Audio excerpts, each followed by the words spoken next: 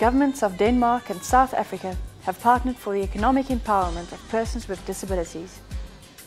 Working with sheltered and protected workshops, the Office on the Status of Disabled Persons in the Presidency envisaged developing viable micro-business entities through skills training, product development and business mentoring. South Africa has experienced a tumultuous history and has evolved into a nation alive with potential.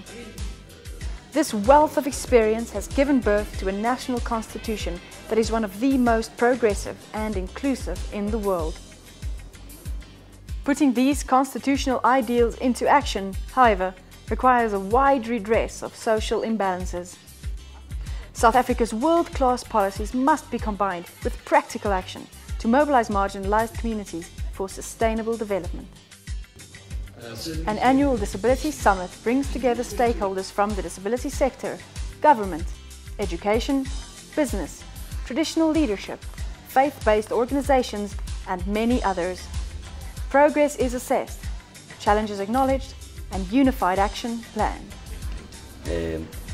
We are one of the poorest countries, in terms of the, comparatively speaking, in terms of the world itself.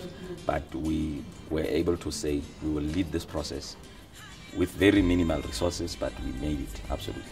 The role of the OSDP is major because, you see, it's in the highest office in the land. It's in the presidency.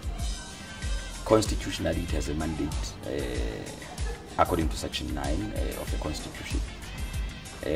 And one of the major roles that we play is that we develop policy.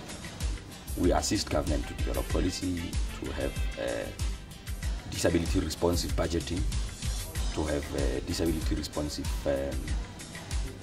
handling of issues that pertain to services, implementation of policy, and all of it has got implications. And we also develop indicators for disability programs in government.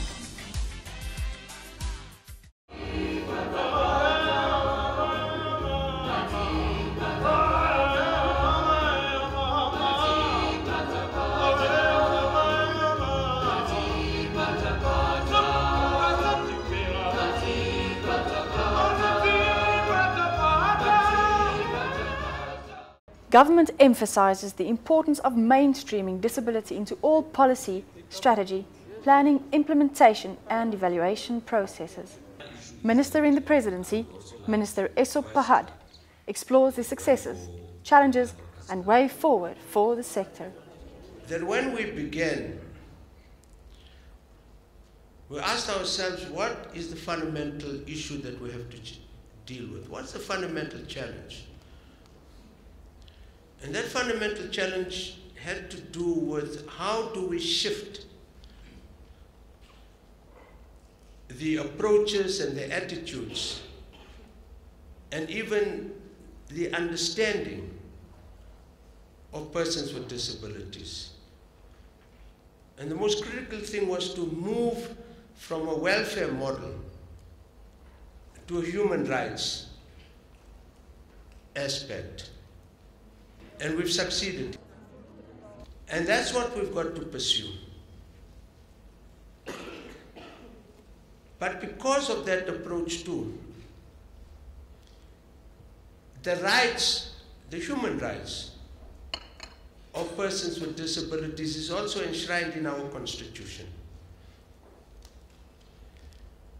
So there is a constitutional protection for the defense, the protection, as well as the promotion of the rights of persons with disabilities.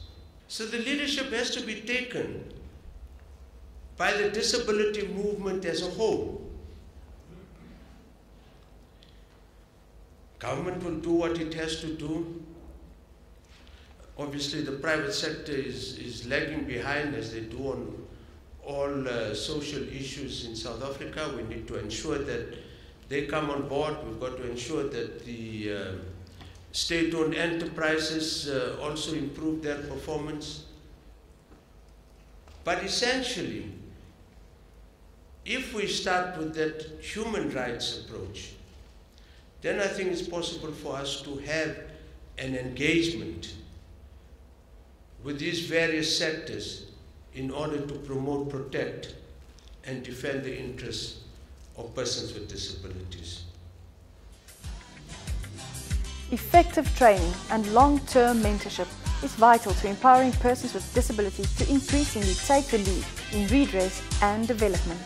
Umbrella bodies that assist with market research, product development, marketing and sales have helped sheltered and protective workshops to work together, increasing available skills and creating a shared product to successfully compete for a greater market share.